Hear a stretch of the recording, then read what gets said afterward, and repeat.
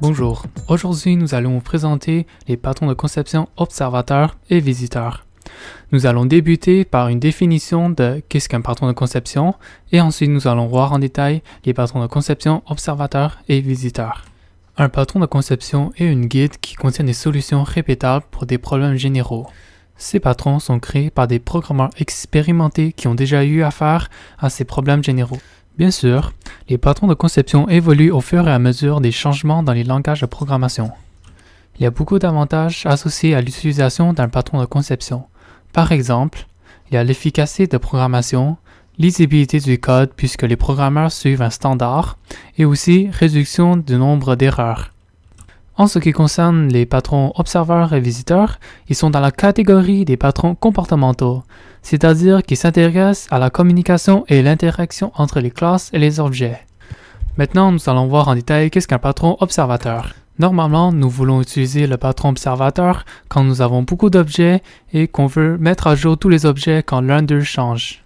Un avantage associé avec l'utilisation de patrons observateurs est que le sujet, l'élément qui est situé au-dessus des observateurs, est indépendant de ceux-ci.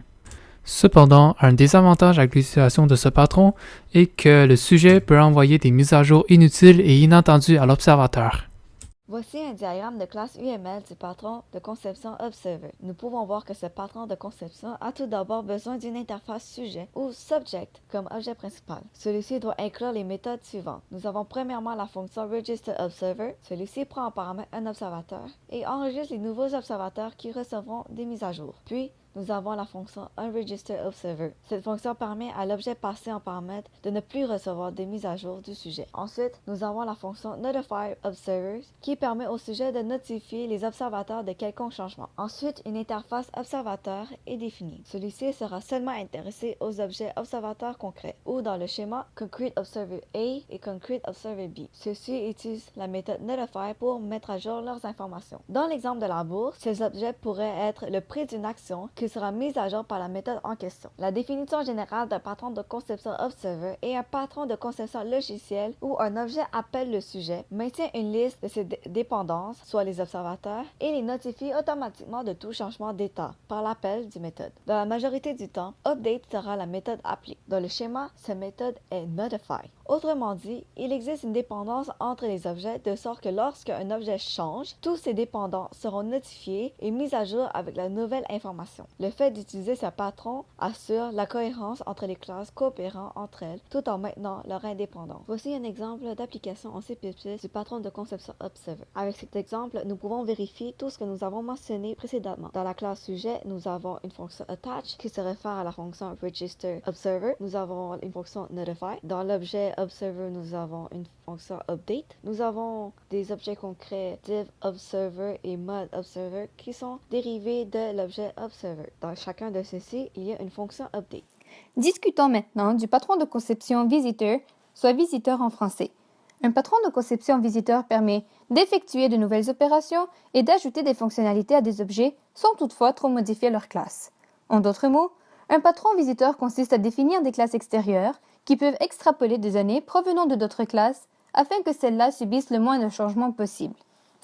Comme avantage, ce type de patron permet d'éviter les opérations hardcoding qui peuvent limiter la scalabilité d'un programme. Par exemple, dans la fonction suivante, utiliser ce type de patron permettrait de détourner l'implémentation des méthodes de type virtualVoid comme print ou calculeTax dans la définition de la classe produit. L'inconvénient du visiteur est qu'il fige la structure des classes à visiter. En effet, si durant le codage, une nouvelle classe objet doit être ajoutée, la classe visiteur devra être surclassée, ce qui nécessite des tests de type et des transtypages. En quoi consiste le patron de conception visiteur? Prenons les sous-classes objet A, objet B et objet C qui héritent de la classe objet qui sera la classe pouvant être visitée. Créons maintenant une interface visiteur, soit la classe qui va aller visiter l'objet passant en paramètre. Cette classe peut avoir plusieurs sous-classes où chacune d'elles, soit le visiteur A ou B, représente une méthode différente à implémenter à l'objet concret passé en paramètre. Afin de laisser les classes visiteurs avoir accès à leurs données, les classes objets doivent avoir une méthode accept qui définit entre parenthèses les visiteurs auxquels ils veulent donner l'accès. Regardons ce que le client va faire pour expliquer davantage le diagramme. En premier, on va créer un tags visiteur qui s'appelle tags. On va ensuite définir les comme une nourriture avec un prix de 3,47. Ce 3,47 va aller dans accept en parenthèse visiteur direct en orange et ça va retourner le double qu'on veut. Mais pour obtenir le double, on appelle visiteur de return visiteur.visit en parenthèse nourriture en rouge et on se retrouve dans visite en parenthèse nourriture où le calcul spécifique du texte se passe dans visite. Cela nous retourne le double du visite en parenthèse nourriture qui nous retourne un double de accept en parenthèse visiteur qui va aller dans les.accept en parenthèse taxe. Bref, un patron de conception est un guide pour les programmeurs et Observer et Visitor font partie du modèle de conception comportementale.